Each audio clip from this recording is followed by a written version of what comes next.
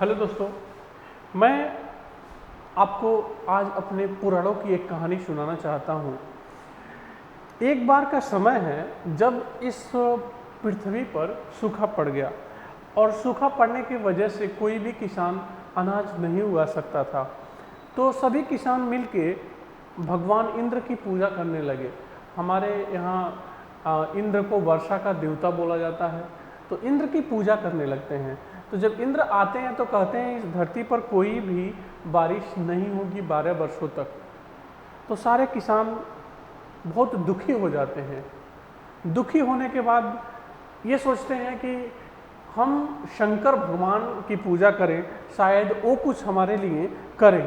तो शंकर भगवान की जब पूजा चालू करते हैं तो इंद्र घबरा के शंकर भगवान के पास पहुंचते हैं और शंकर भगवान बोल देते हैं, शंकर भगवान से बोलते हैं इंद्र देवता कि आप ऐसा बोलिएगा अपने पर से लाक्षण हटाने के लिए।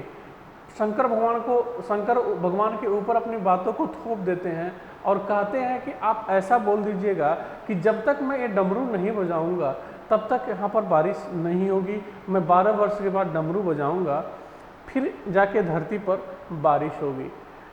इंद्र ऐसा बोल देते हैं शंकर भगवान को बोलने के लिए उन किसानों से। तो जब शंकर भगवान के पास एक किसान आते हैं, इनकी पूजा करते हैं, तो शंकर भगवान जब आते हैं तो शंकर भगवान वही बोलते हैं कि मैं 12 वर्ष के बाद डमरू को बजाऊंगा और फिर तब जाके बारिश होगी। और शंकर भगवान चले जाते हैं। सारे किसान बहुत दुखी हो जाते हैं, सब अपने अपने घरों को चले जाते हैं और ये सोच लेते हैं कि 12 वर्ष तक कोई भी बारिश इस धरती पर नहीं होगी और वो अनाज नहीं उगा सकते हैं। लेकिन एक बार एक किसान उसमें से ऐसा रहता है ना, जो शंकर भगवान और इंद्र भगवान के बातों पर को अमल नहीं करता है। वो अपना जाता है, अपना जो निजी जीवन था उसका, जो पहले करता था, जैसे जो काम खेत में जाता था, अपना काम करता था, खेत कोड़ता था, मेड़ी बनाता था, चाहे जो उसे मतलब खेत में दिखता था, अनाज को बोता था, मतलब जो पहले प्रक्रिया करता था जब बारिश होती थी तब भी वो ऐसा करता रहा, वो छोड़ता नहीं है अपना प्रयास। तो सारे किसान मिलके उस पर हंसते हैं, कहते हैं अरे यार तुम ये जो कर रहे हो इससे तुमको क्या फ़ायदा होगा। तो वो किसान बोलता है कि जब मैं 12 वर्ष तक घर में बैठा रहूँगा, 12 वर्ष तक, तब तो मैं खेती करना ही भूल जाऊँगा और फिर जब बारिश होगी तो मैं खेती ही नहीं कर पाऊँगा, मैं सारी चीज़ों को भूल गया रहूँगा। तो ये बात पार्वती जी सुन रही होती हैं। पार्वती जी कहती हैं शंकर भगवान से, ये किसान तो बिल्कुल सही बोल रहा है कि सारे किसान आराम कर रहे हैं और एक खेत में बो रहा है, ताकि इसे अभ्यास रहे कि खेती कैसे करते हैं और ये अनाज को कैसे उगाते हैं। और वो थकावट जो होती है उसका थके ना, आप प्रयास करता रहेगा तो आदमी थकेगा नहीं, डेली प्रयास करेगा, लेकिन अचानक किसी को काम पर लगा देंगे तो वो थक जाएगा।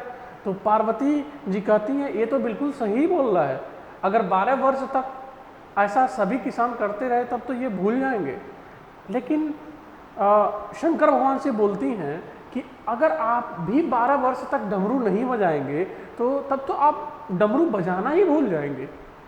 तो शंकर भगवान कहते हैं ये बात तो सही है, फिर मैं एक बार ट्राई करता हूँ, कहीं भूल तो नहीं गया हूँ।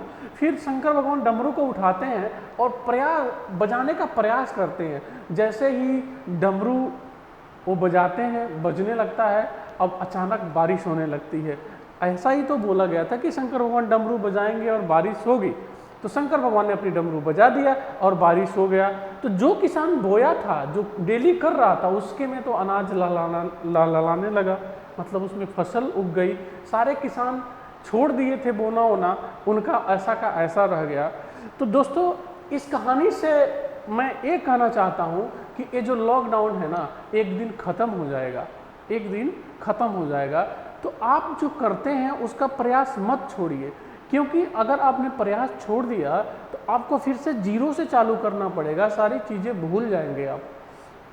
चाहे आप जो भी करते हो, आप भले से एक मान लीजिए कि साइकिल की दुकान खोले हैं या कुछ करे हैं, या खेती ही करते हैं, या पढ़ाई करते हैं, या आपके घर में जो बच्चे हैं वो जो पढ़ते हैं, अब उनको पढ़ाने का प्रयास करिए, नहीं तो वो भूल जाएंगे सारी चीज़ों को।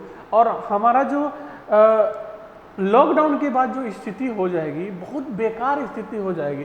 हम कितने पीछे चले जाएंगे। ज़रा ये सोचिए कि हम 2-3 महीनों से प्रयास करना ही छोड़ दिए हैं, कोई काम नहीं कर रहे हैं।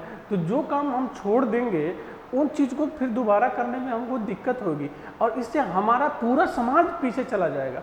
तो मैं आपसे ये कहना चाहता हूँ, आपसे नम्र निवेदन है कि जो चीज़ आप कर रहे हैं, चाहे कुछ भी करते थे आप, तो अपना प्रयास मत छोड़िए। चाहे आप पढ़ाई करते थे, एक दिन ऐसा आएगा जब लॉकडाउन समाप्त हो जाएगा, नॉर्मल स्थिति होगी, सारे एग्ज़ाम होने लगेंगे, तो जो प्रयास करता रहेगा उसी को सफलता मिलेगी। आप बिल्कुल छोड़ देंगे तो आप जीरो पे चले जाएंगे, और जीरो से फिर प्रयास करके वहाँ तक पहुँचेंगे नहीं, तब तक एग्ज़ाम हो जाएगा और आप फिर से फेल, आपके हाथ निराशा ही लगेगी।